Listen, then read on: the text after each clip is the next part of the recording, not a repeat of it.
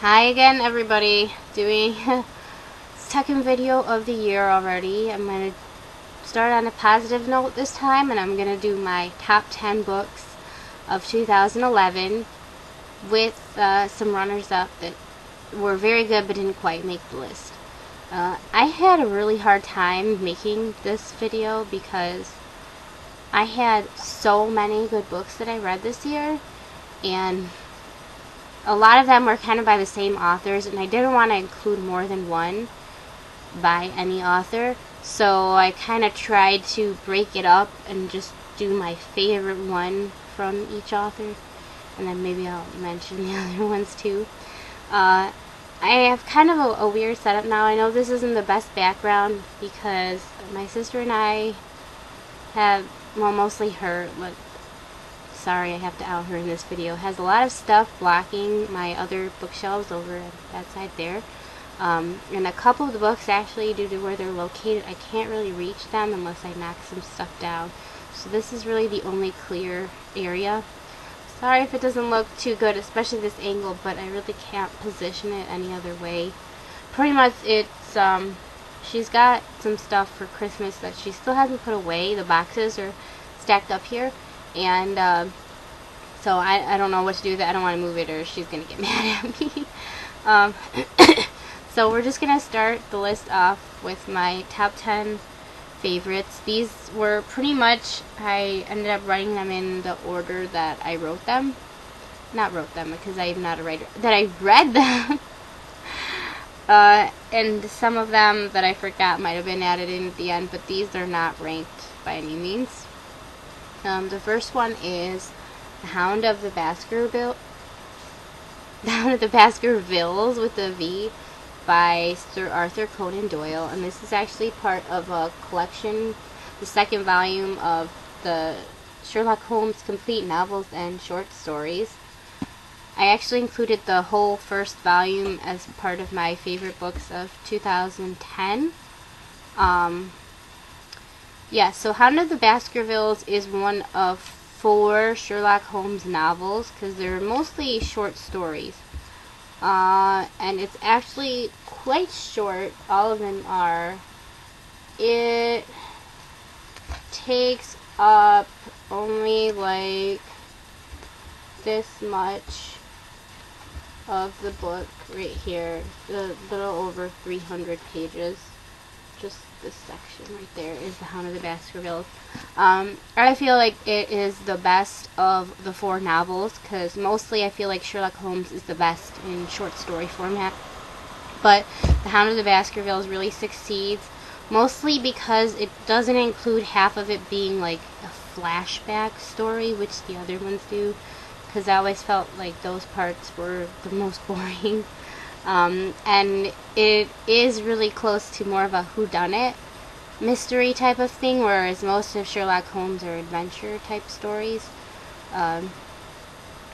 So I really like that, and it's kind of spooky and eerie too, and I really enjoyed this one. Has been probably one of the most adapted books ever. There are so many adaptations of it, and I've seen a lot of them. Some of them are really good, other ones I'm not crazy about, but this was, I think, the first book that I read that last year. I was going to say this year. Last year, 2011. And it was one of the best. So a good start to a very good year in reading. Second one, Talisman Ring by Georgette Heyer. This one I read in February. And I read a Georgette Heyer book every month up through about July or so, and then, or August, and then I think I kind of stopped when I started school. This was my favorite one. Was the second one that I read last year. I loved The Talisman Ring because it was one of Georgette Heyer's books that combined a period Regency romance. Actually, technically this is pre-Regency with mystery, and I really loved almost all of those books that she's done. Just because it was so funny and lighthearted, and I loved the characters. There was an annoying couple in this, but they were like the secondary characters. The 2 main ones I thought were really well done, and I actually really liked them. Third one is A Thousand Splendid Suns by Khaled Hosseini, if I'm saying that right. The Kite Runner was one of my favorite books of 2010, and I had actually had that book for 5 years. My grandma had won it in some raffle, and she can't really read English, so she gave it to me, and I never had any interest in reading it until then. Wow, big mistake. I love The Kite Runner so much, I had to go out and get this one that I read last year. And it's similar to The Kite Runner in that it's set in Afghanistan and deals with, how the Taliban affected and everything. But this is about two women and how, their friendship and their terrible lives, really, as opposed to two boys in The Kite Runner. And this one also doesn't have and take place in America at all. It's always just in Afghanistan. I think I actually like it better than The Kite Runner. It's just so beautiful and moving, and I definitely cried 1,000 times over The Thousand Suns. It's such a beautiful book. I really recommend it. That 3. Fourth one is, I couldn't pick one, so I did the duology of Eon and Neona by Alison Goodman. One of the best fantasy series, duology books, whatever, that I have ever read in my life. They were so good. I picked up Eon, and I'm like, oh my god, when is the sequel coming out? I need it now. Thankfully, just within a couple weeks of that. So of course I had it pre-ordered, and I got it, and I started reading it right away, and I was like reading it on Easter, and I had to go to work that day, so we were very slow because it was a holiday, and but we didn't have holiday hours, so I read the book. I think I finished it the next day. So incredibly good. These books are, young adult fantasy novels, but they don't include a lot of the annoying things that some other young adult books do. The second one did have a love triangle, which kind of bothered me, but not really. A really well-built world. This, Asian-inspired dragon fantasy place. I forget what it's called. Whatever. The Land of the Celestial Dragons or something like that. I don't know.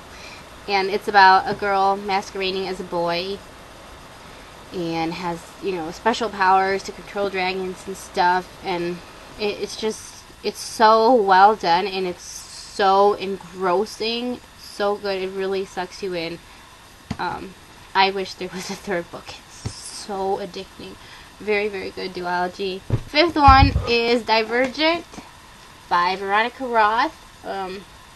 This is a YA dystopian, which is another trend in YA now, is dystopian novels, and along with, paranormal romance and crap. Probably the YA dystopian thing started with The Hunger Games. And while I really enjoyed the Hunger Games trilogy, probably the only one that would be on my, favorite books ever list would be the first one. And I feel like I kind of liked Divergent even more. Even though the world built in this kind of doesn't really make sense. The idea of the factions in society and how it would really last like that. I don't know. I thought it was a really well done book. It was action-packed. Really good characters. I especially liked Triss, the main character. She's one of the very few young adult heroines that I didn't find annoying, that I found was real and relatable. So, and a dynamic character. So I really liked that. Really enjoyed Divergent. I can't wait for Insurgent, the sequel, to come out this year.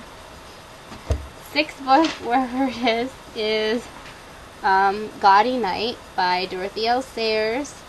This was another one that there were a couple that I really liked, but I had to kind of put the other one aside.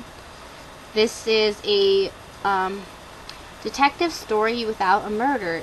There is an attempted murder, but it's pretty much just vandalism occurring at Oxford, and most of it is just Harriet Vane without Lord Peter in it, which I thought was really good. I love Dorothy L. Sayers' books, more so for her characters than for her mysteries, because they just seem like, despite taking place in the 1920s and 30s, they just seem like such real people, even though they're meant to be actually satires of like the rich and the aristocracy and how they live.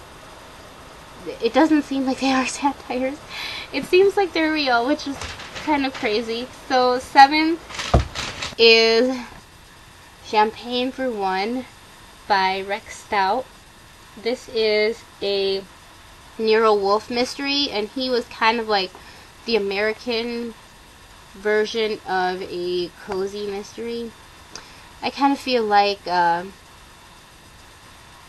cross between the hard-boiled American style mysteries of the time, you know, early 20th century, like 30s through 50s, when cozy mysteries were the popular thing in England. This was a cross between the cozy and the hard-boiled, which I quite enjoyed. Nero Wolfe is a fat, agoraphobic detective who has a younger guy, Archie Goodwin, go out and do the legwork for him. In this one, someone has I think it was cyanide in her champagne at a party, and it was kind of like a locked room mystery. The room wasn't locked, but there was only a certain number of people in the room, so it was kind of tossed up between, was it suicide or did one of those people murder her? And I'm not sure why I picked this one as my favorite of the Nero Wolfe that I read. Some of them I wasn't really that crazy about. I found them a little bit on the boring side, and then there were others that I was really into, and this was one of them. I'm just not sure why it was my favorite. I wish I could say, but it was really good. 8 is A Game of Thrones by George R.R. Martin. This one I only have in ebook format because I bought an e-reader and I had like a $10 credit that came with it, so I got the Song of Ice and Fire, the first 4 books in the series. And I've only read A Game of Thrones so far. I also watched the series on HBO, which was very, very good. And I do have the e-reader back there somewhere, but I don't feel like getting it. I liked A Game of Thrones so much that I want to get this series in the physical book format now, which defeats the whole purpose of getting an e-reader, but I don't know. I feel like if I'm going to spend money on something, I want to have the physical copy. I have this thing with books. It's more of like a collection thing for me. Like, I'm fine reading it on the e-reader, but I want to have like physical proof of it. I want to have it on my bookshelf because I'm weird. Anyway, Game of Thrones is an adult fantasy series, definitely not for younger readers at all. It has a lot of mature themes like death and sex and really crazy, and it's very long too. Really long book, but probably because it was on the e-reader, it was a little bit less intimidating. The story's told by a bunch of different viewpoints, which is really neat to kind of see it from different eyes. A lot of the narrators are children, and it's kind of crazy the things that they have to witness in the series. Most of them were aged up by a few years, which I thought was actually a smart move. I felt they were a little bit too young in the book, but still, it was, after I got over the initial shock of some of the things, it was an extremely good read, and I couldn't wait to see what happened. And wow, that was the HBO series. Fantastic. I can't wait to see the second series. I almost kind of like that more than the book, but I need to read the second book first, because I can't watch it before I read the book. I cannot count. Anyway, whatever number this is, Cards on the Table by Agatha Christie. I am an Agatha Christie addict. I got into her books in 2010, and I just couldn't stop this year. I kind of have to pace myself, though. I won't let myself read 2 in a row, So whenever I read an Agatha Christie book, I always have to make myself read some other different book, at least one, before I read the next Christie, because they're just so good. This one, Cards on the Table, is a little bit different from her others in that there's only 4 murder suspects. There's not this endless list of it could be anyone and the person you least expect. And this was actually in another book. This situation was described by Poirot as being his ideal mystery, which would just be, a room with 5 people and one of them dies and only 4 of them could be the murderer. So I really like this and how it played out, how it was different from a lot of her others. I read so many books of hers, though, that there are a lot of runners-up. And what I'm going to do is when I finish all Agatha Christie's, I'm just going to come up with my top 10 of all of them. And maybe bottom 10, but I don't know if I'll be able to come up with any. Because so far, there's only been one that I really hated, which was Passenger to Frankfurt in 2010. That was just an extremely boring book. She wrote it when she was 80 years old, though. So I kind of forgive her for that. If I'm counting correctly, this should be the 10th one. The Son of Neptune by Rick Riordan. This is the second book in the Heroes of Olympus series, which is a sequel to the Percy Jackson and the Olympian series, which is a very popular book series for younger readers, middle grade, not technically YA. But I liked the other one, so of course I'm going to read this too, and there's no age discrimination here. People can read what they want.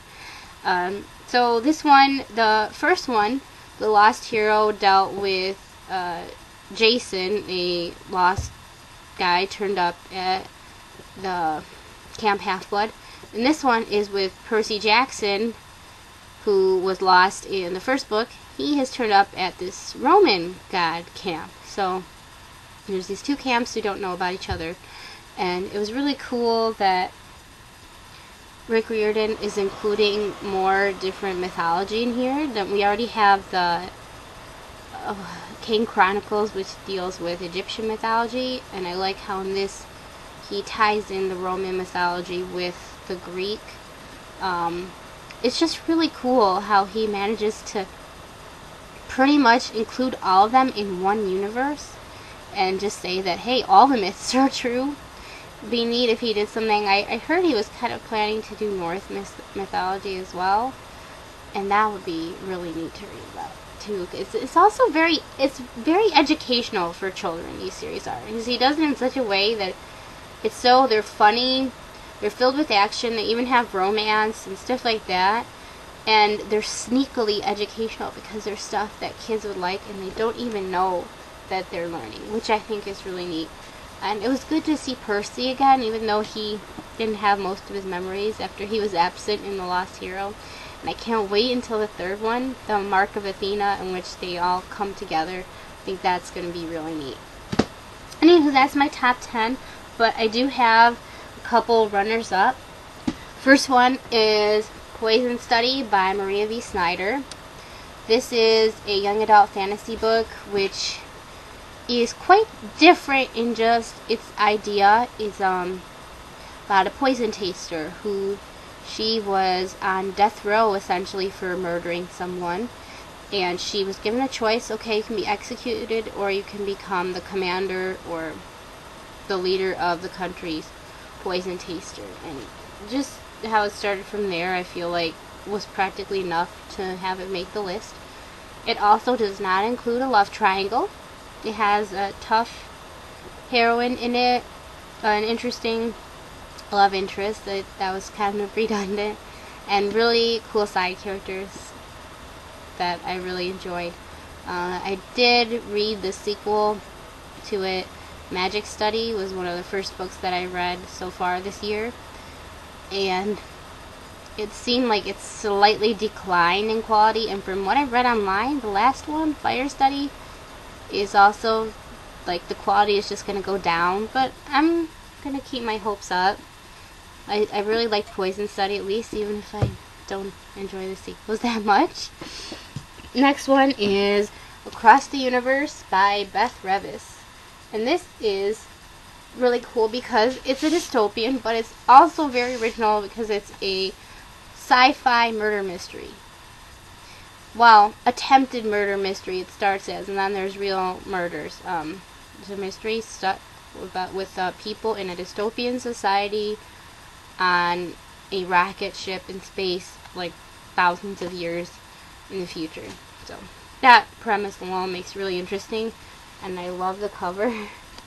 I can't wait until the sequel actually came out today, A Million Suns, and I didn't know that, or I would have had it pre-ordered. So I'm gonna go check it out at the store to see how much it is, but most likely I'm gonna end up ordering it online because it's probably gonna be more expensive at the store. The third runner-up is If I Stay by Gail Forman. This is about a girl who's in a car accident which kills her family, and she ends up in a coma, but it's like her soul leaves her body during the coma, and she's able to see everything that's happening around her at the hospital. And she has to choose, like, to stay, to, wake up, or to die. And it is an incredibly moving book. Essentially, aside from that premise of her, like, being out of her body, which we don't know if that can really happen or not, because there have been stories of people with near-death experiences saying similar stuff happen to them. Essentially, apart from that, it's just kind of normal stuff going on, like a contemporary novel, which I really don't read much of. I like to read kind of like fantasy or mystery, something different. And that's really the only reason why it didn't make the top 10, but it was good enough that it made the runners-up, despite that. Kind of weird, if that makes sense. I know the sequel came out last year, but I'm waiting for it to be on paperback before I buy it, because first of all, I didn't like the cover to the sequel at all, and second,